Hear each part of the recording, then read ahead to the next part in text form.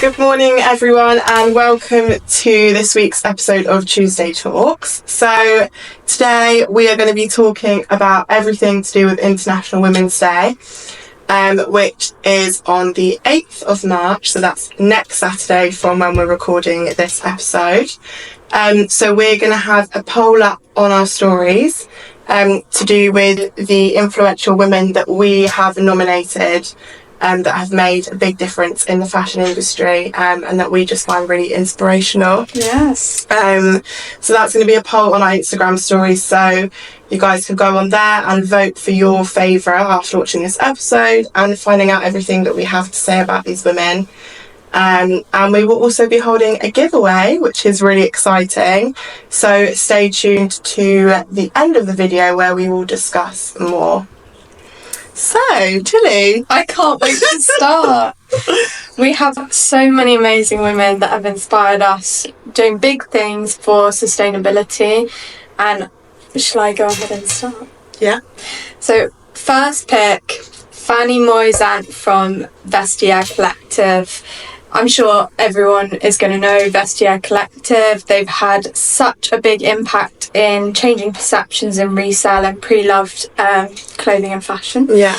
Started in 2009 and they've kind of taken over. They were like the OGs of resale. Yes. Designer fashion. And I think what Fanny kind of said about starting the business was that she saw women wanting to sell their clothes that were only a few seasons old, were trying to do it through their own blogs because there really wasn't a marketplace for it, and she wanted to make resale desirable. You know? And one kind of main hub that everyone can go to, everyone can shop from, and also with that authenticity guarantee as well, which I think is really important.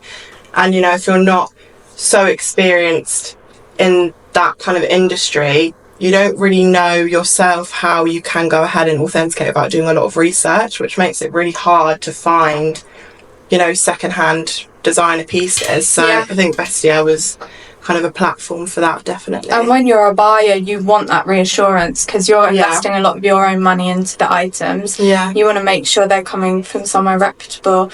And I think another thing that Fanny did so well with Vestiaire is it just looks so slick. Even though everyone is uploading their listings themselves, they're all vetted by the team at Vestiaire, and it just makes it such a, you know, beautiful, seamless process buying. In 2021, Vestiaire Collective became a B Corp certified business, which is absolutely massive.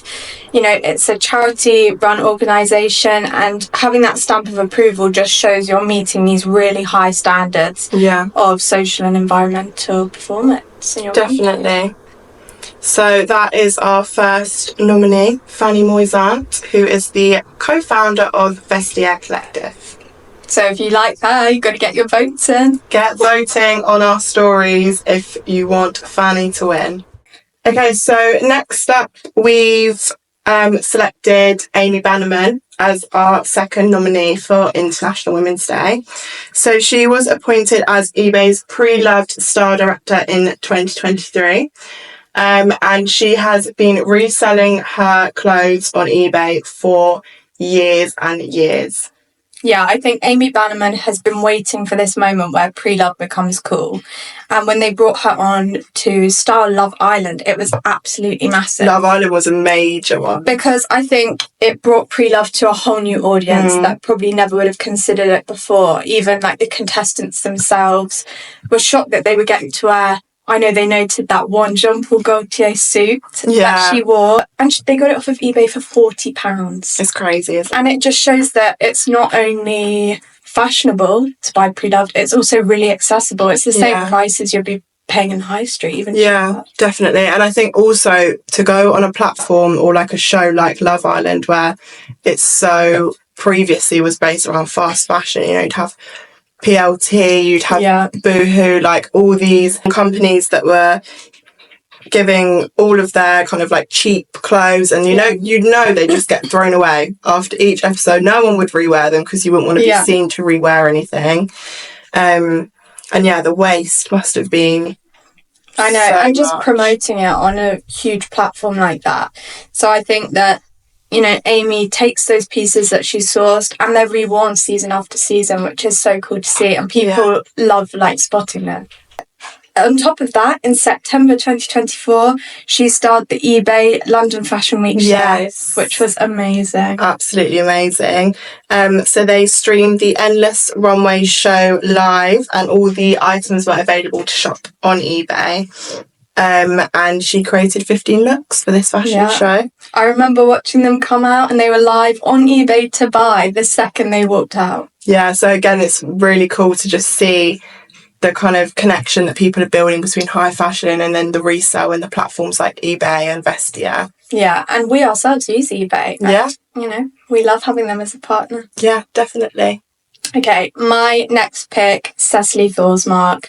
She is the chief executive of Copenhagen Fashion Week.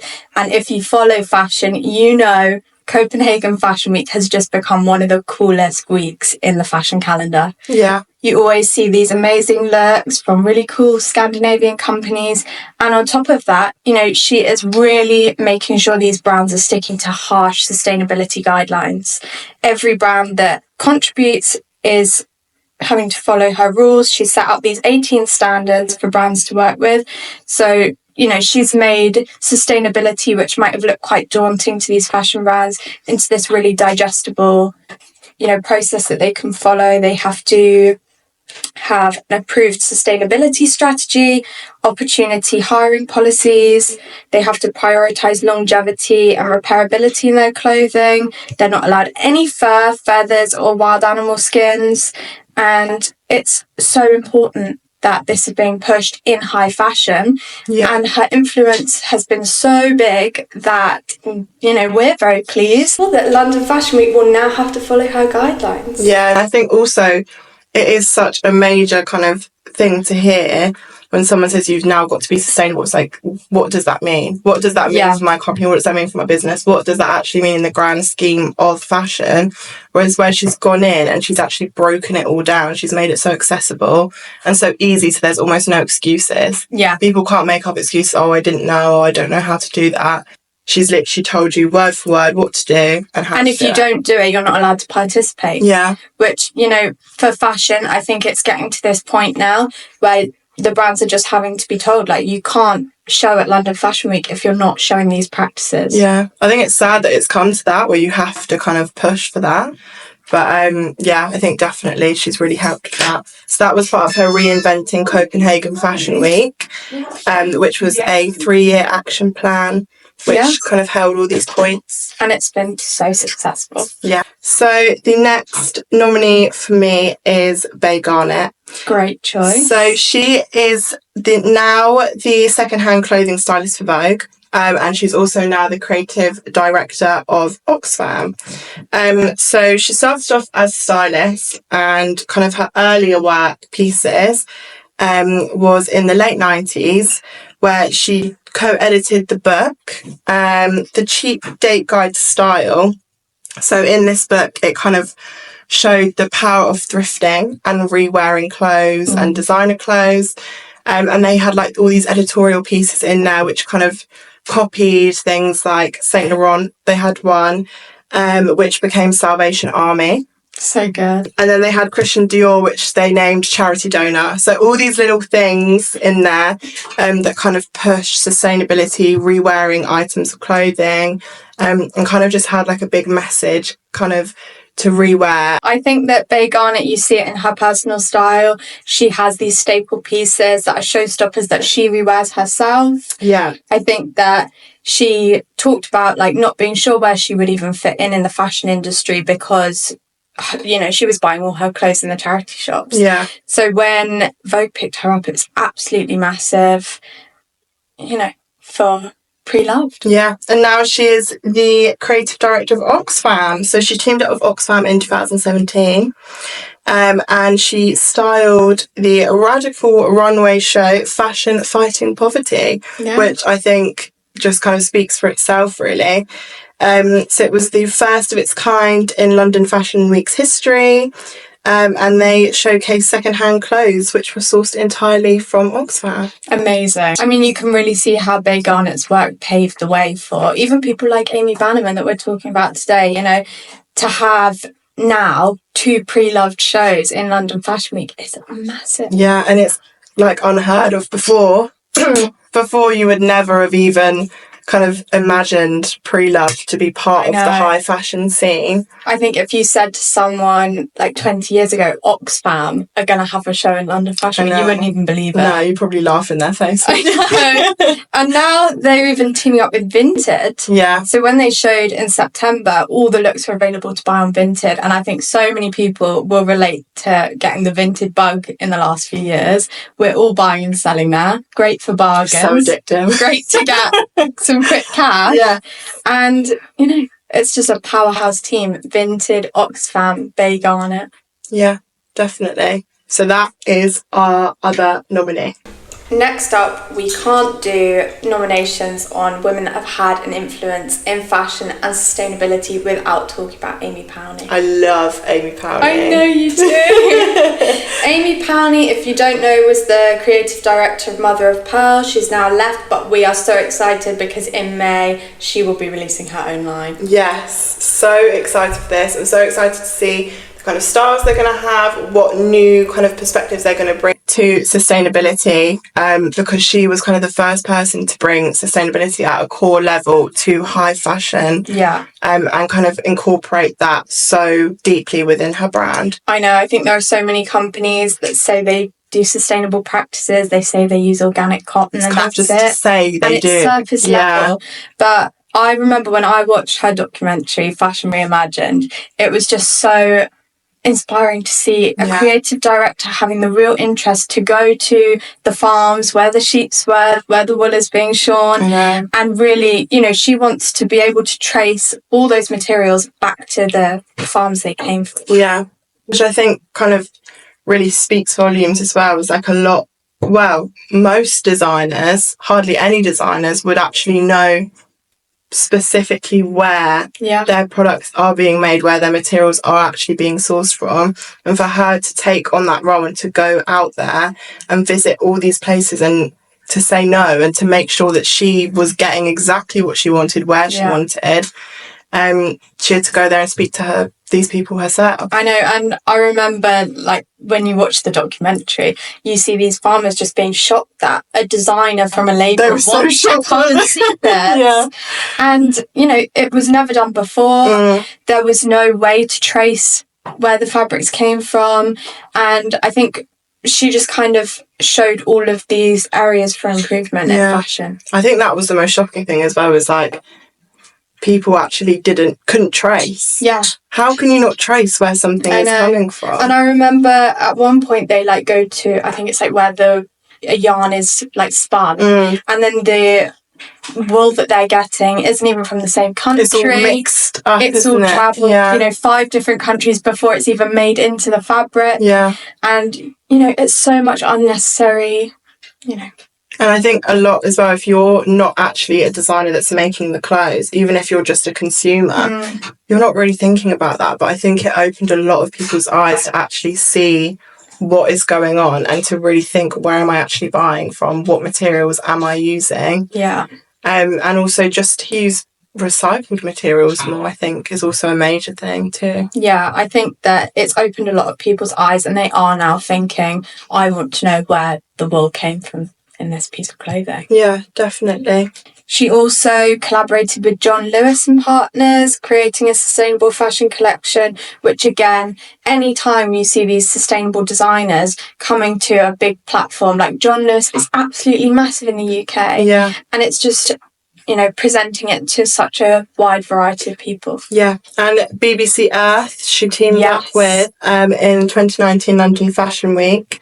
So they created like a flagship collection, which was showing kind of innovation and new technology and how fashion impacts our planet. So I think it's really important that consumers understand that as well. Yeah, and to get like the seal of approval from the BBC. Yeah. And then our last nominee for International Women's Day is obviously Stella McCartney. How could we do the list without her? So she has done endless amounts of things for sustainability, not only within her brand but across the board. And she's also just inspired so many other brands to kind of jump on board and get involved in sustainable and ethical practices. Yeah, I think it was absolutely huge that with the debut of her label in 2001, she set the standards from day one. She did. No animal products were ever used in Stella McCartney clothing.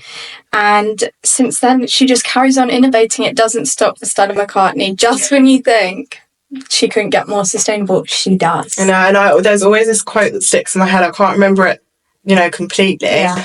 But she said a lot of people said to her before, like, you're never going to get anywhere without using fur, without using leather, without using animal products. You're in high fashion, you're never going to make it. And look how she's proven everyone wrong. Proved them all. Now she is up there and everyone's scrambling, trying to get up to the same level sustainability-wise. Yeah. I think that, the innovation never stops. She's still innovating new vegan leathers, new materials for her clothing. And one of the things I loved is that she has, in 2023, made the first ever closed-the-loop garment, which is a parka designed to be turned into new material at the end of its life. So, she's really thinking beyond that initial sale. She's thinking, when people have worn this for years and loved it, what is going to come of it? She designed trainers that are designed to be taken apart and be repaired, which is massive. And even her resale initiative with the Real, which, a lot of designers, and I'm not going to say names, but they've been coming out recently fighting against resale. Yeah. And I think you just can't do that anymore. They're thinking that it's going to take away from their sales. It's going to bring their kind of prices down. Yeah, the truth is they've made those garments and they need to be responsible for them beyond being in their own stores. I just can't comprehend how you think you can make a garment and it goes to one person, and when they're done with it, they just chuck it out. I know. I think it's just crazy, especially now as well, seeing how massive and how far the resale industry has come for designers to still be sat there and thinking, I don't want my product to be as accessible, therefore I'm going to, impact the environment in that way. And she's really proving that if you embrace the resale, it's only going to do benefits for your brand because, your clothes being worn again and again and again on all these different people in different iterations. It's just amazing. And I think she was kind of the first person to bring these plant-based material alternatives. And, there was one that I remember that I researched into for my university work, and it was about Vegia, I think that's how you pronounce it, which is the leather that's made out of grape pulp. So every time that wine is made, they use all that kind of leftover pulp skins from the vineyards, and they take it and they turn it into leather, which I think is crazy to think about it. And then you've also got the mushroom leather. What one did you say about the other day? They have all sorts. I think they do pineapple leather. Yeah, pineapple leather. Yeah. Is that from the skin? Yeah. Yeah. But I think that with Stella McCartney as well, she's not just sourcing these materials that already exist. She is being involved in the creation of the materials. She wants to be innovating herself, which you just don't see from other designers. People that source these vegan leathers, they're not really necessarily aware of how they're made or, even the impacts of the vegan leathers. I know that, it used to be that all of those leathers were just plastic. Yeah. And they're not anymore. Yeah, there's definitely a big change in that. But one last thing that I think is major for Stella McCartney is that she was the only brand from the fashion industry to be invited to COP26, which to get invited to that summit where all of these people from different fields are gathering to champion sustainability, to be the only fashion brand invited, it's such a badge of honour for her, and it just shows how much she's done for sustainability in fashion. So I think that rounds off all of our nominees for International Women's Day. So these are going to be popped into a poll on our Instagram story. And then you guys can go ahead and you can vote for your favourite based off all the information we've given you, our little chat that we've had about each one. And we want to know who you love and why you love them. Yes, let us know. Pop it down in the comments below. Comment, tell us why you love them, who you love, even if it's more than one, because I think for me it would definitely be hard to just pick one. I know, and especially if there's anyone that we've missed. Yeah. Because there were so many women that it was so hard to pick just 6. And I think we should round it up by just refreshing everyone of all the nominees, so you've got it fresh in your mind when you're voting. So we had Fanny Moisant from Vestiaire Collective, one of the co-founders, Amy Bannerman, who is now the pre-love style director for eBay. We have Amy Powney from Mother of Pearl, Stella McCartney, who speaks for herself, Cecily Thorsmark from Copenhagen Fashion Week, and Bay Garnett from Oxfam. Yes, so that was all of our nominees, so make sure that you get voting. And then lastly, we're going to talk about our giveaway. Which is so exciting. So exciting. So we want to give back to our audience as always and our customers. So we're holding a giveaway for International Women's Day, which is on the 8th of March. So it's on a Saturday. So what we will be doing is we're teaming up with Balula Hair Salon, which is down the road from us in Cobham. And also the art agency, who are also based in Cobham, and we're all going to be giving away a £100 gift voucher. So that's £300 in total to spend across all 3 stores. And all you have to do is head over to our Instagram page, and the giveaway will be posted really shortly. So you just need to enter, like, comment, tag someone in the comments, make sure you're following all 3 accounts, and then you can go ahead and share on your stories for an extra bonus entry. And the giveaway winner will be announced on the following Monday, so that will be the 10th of March. So exciting. I know I'm going to be entering. Yeah. Might not have to choose you though, Tilly. I know. So yeah, that is all for today. So thank you for tuning in and get voting. Yeah.